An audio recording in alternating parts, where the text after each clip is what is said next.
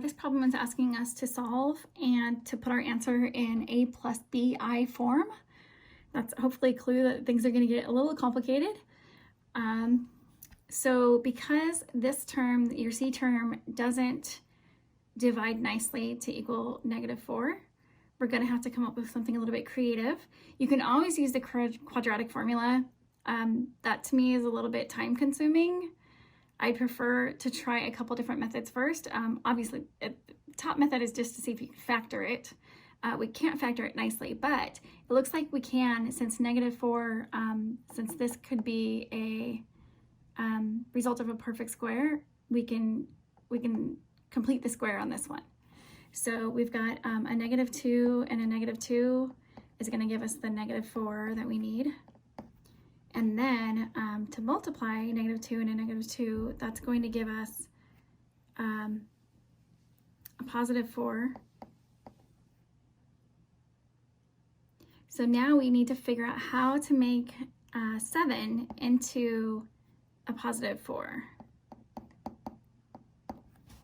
So that's going to give us x, make x equal -3. So we're going to take away 3 from both sides. And that way we can do x minus 2 squared equals -3. Now we'll take the square root of both sides. That's going to give us x minus 2 equals the square root of -3. So x equals 2 plus or minus.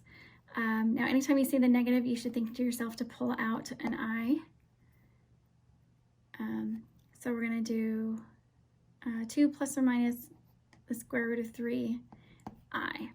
And then when you're writing it this way, just make sure that your root sign is well away from the I, unless the I is included under the root sign.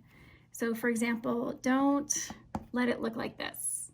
Those say two very different things, so you want to make sure that you're very clearly defined. If you need to, go ahead and drop a little hook right there. Or if you really need to, just go ahead and put it on the front side. But convention definitely says to put it last. So it should look like that.